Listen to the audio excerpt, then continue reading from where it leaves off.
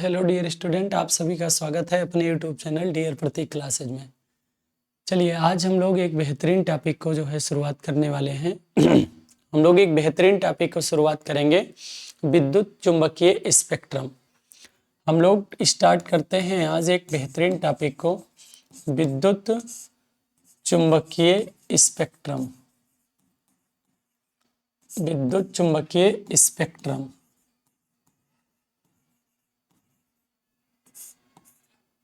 Electro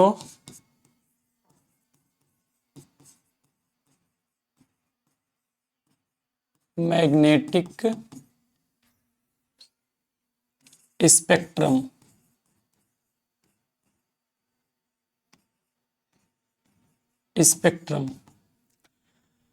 ध्यान से देखिएगा, विद्युत चुंबकीय स्पेक्ट्रम में क्या होता है कि इसमें जो सूर्य से निकलने वाली श्वेत प्रकाश की किरणें हैं, सूर्य से निकलने वाली श्वेत प्रकाश की किरणें, आपको पता होना चाहिए जो सूर्य से प्रकाश निकलता है वो कौन सी प्रकाश होती हैं, इनको हम लोग प्यार से कहते हैं श्वेत प्रकाश। क्या कहेंगे? श्वेत प्रकाश। और श्वेत प्रकाश को जब न्यूटन जी ने 1866 ईस्वी में सर आइजक न्यूटन ने यहाँ से इन श्वेत प्रकाश की किरणों को गुजारा तो उन्होंने देखा कि ये अपने अवयव रंगों में टूट गए, अर्थात श्वेत प्रकाश की किरणें 7 रंगों में टूट गईं। वो कौन कौन रंग हैं? एक तो हमारे लाल हो जाएंगे, ठीक है, आप जानते होंगे, ये होती हैं विब गयोर। क्या होती हैं? विब गयोर, अर्थात ये हो जाएगा हमारा बैगनी, ये हो जाएगा जामुनी, और ये नीला, और ये ग्रीन हरा, येलो मतलब पीला, और ये नारंगी, और रेड मीन्स लाल। तो हम लोग जानते होंगे जब श्वेत प्रकाश की किरणें एक प्रिज्म से गुजरती हैं तो वो अपने अवयव रंगों में टूट जाती हैं, उनको हम लोग दृश्य प्रकाश कहते हैं, अर्थात इन्हीं को हम लोग दृश्य स्पेक्ट्रम कहते हैं, जिनको हम लोग देख पाते हैं, इन्हीं रंगों को हम लोग देख पाते हैं, इनको कहा जाता है दृश्य स्पेक्ट्रम।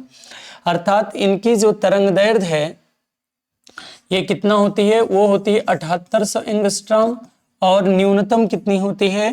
तो वो होती है 3900 एंगस्ट्रॉम। अर्थात दृश्य प्रकाश कहाँ के बीच के प्रकाश को हम लोग देख पाते हैं, जिनकी तरंगदैर्घ्य 3900 एंगस्ट्रॉम से 7800 एंगस्ट्रॉम के बीच में होती है, वही रंग हमें दिखाई पड़ते हैं, उन्हीं रंगों को हम लोग देख सकते हैं, इन्हीं को कहा जाता है दृश्य स्पेक्ट्रम। क्या कहा जाता है? दृश्य स्पेक्ट्रम। अगर हम लोग स्पेक्ट्रम को बांटें, स्पेक्ट्रम का विभाजन कर दें, तो स्पेक्ट्रम कितने प्रकार के होते हैं? स्पेक्ट्रम का हम लोग विभाजन कर देंगे तो स्पेक्ट्रम हमें 2 प्रकार देखने को मिलेंगे। एक तो हमारा हो जाएगा दृश्य स्पेक्ट्रम, और एक हमारा हो जाएगा अदृश्य स्पेक्ट्रम।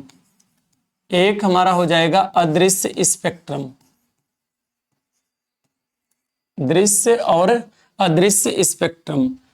अदृश्य स्पेक्ट्रम का विभाजन हम लोग करेंगे तो ये 2 प्रकार के होते हैं। एक को हम लोग कहते हैं अवरक्त स्पेक्ट्रम, एक को हम लोग कहते हैं अवरक्त स्पेक्ट्रम, और एक को हम लोग कहते हैं पराबैंगनी स्पेक्ट्रम।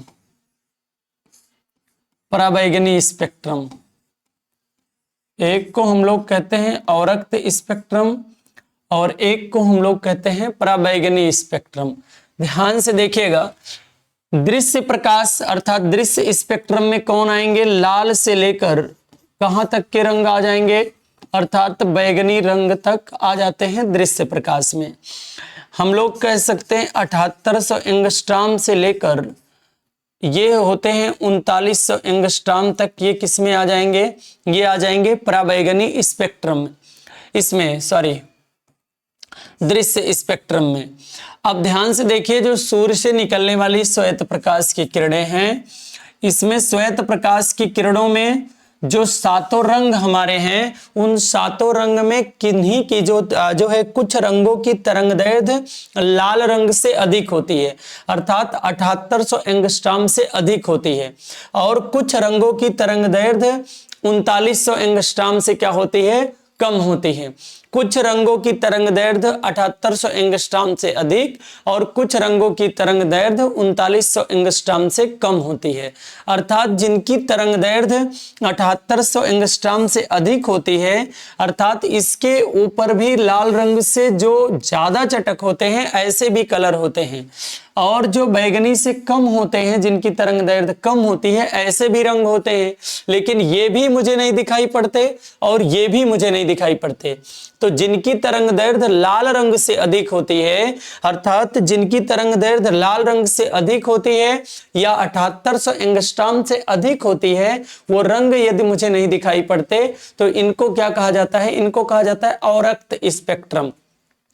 अवरक्त स्पेक्ट्रम में हम लोग कह सकते हैं जिनकी तरंगदैर्घ्य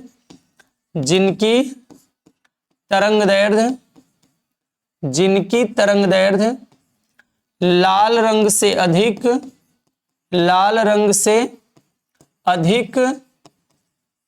जिनकी तरंगदैर्घ्य लाल रंग से अधिक, या हम कह सकते हैं 7800 एंगस्ट्रॉम से अधिक, 7800 एंगस्ट्रॉम से अधिक होती है, 7800 एंगस्ट्रॉम से अधिक होती है,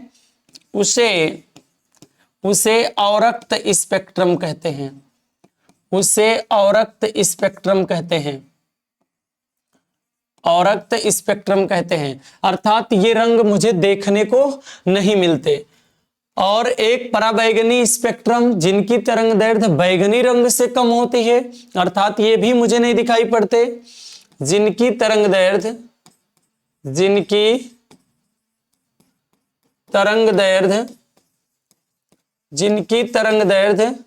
बैगनी रंग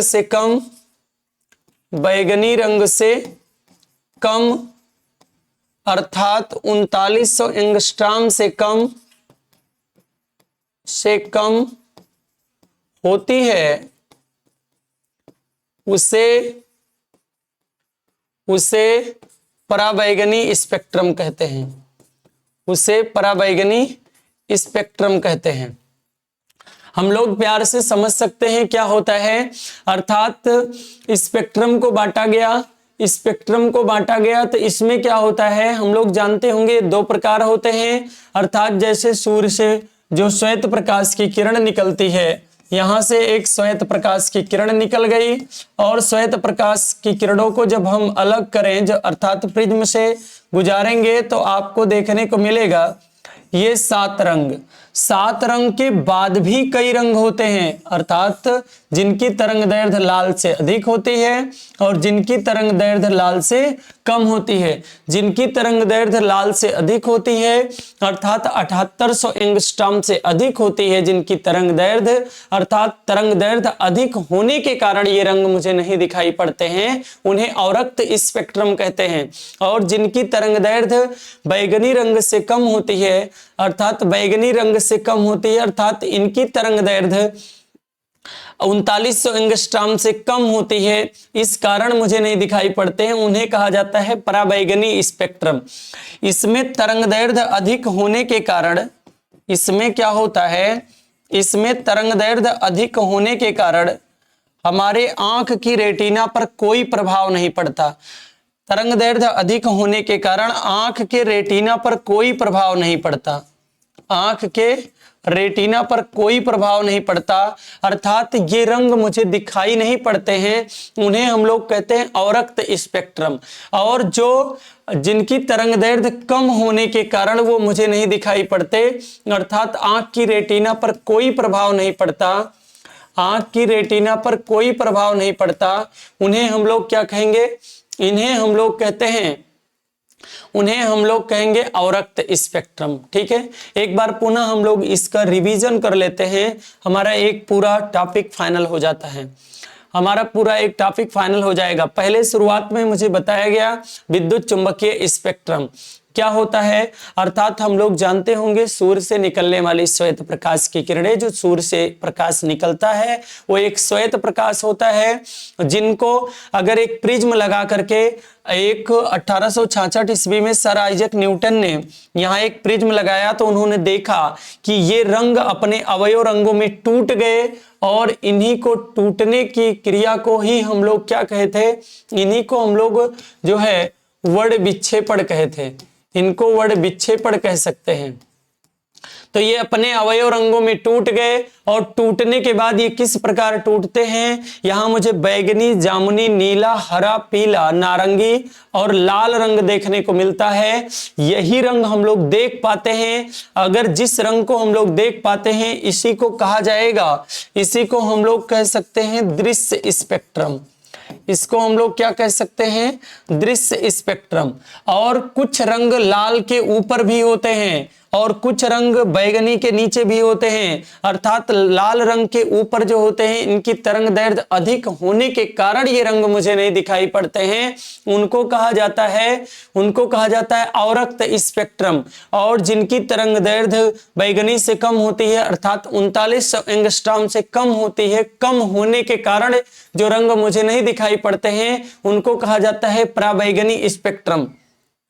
दूसरे पेज पर हम लोगों ने पढ़ा, यहाँ पे देखिए स्पेक्ट्रम अर्थात दृश्य स्पेक्ट्रम, अदृश्य स्पेक्ट्रम, और अदृश्य स्पेक्ट्रम का विभाजन हुआ तो दो, एक अवरक्त स्पेक्ट्रम, एक पराबैंगनी। दृश्य वाले को तो हम लोग जानते हैं, अदृश्य वाले कौन है, अवरक्त हैं और पराबैंगनी हैं। अवरक्त जिनकी तरंग दैर्ध्य लाल से उच्च होती है, अर्थात अधिक तरंग दैर्ध्य के कारण मुझे नहीं दिखाई पड़ते, उनको कहा जाता है अवरक्त स्पेक्ट्रम। और जो कम तरंग दैर्ध्य के कारण मुझे नहीं दिखाई पड़ते उनको कहा जाता है पराबैंगनी स्पेक्ट्रम।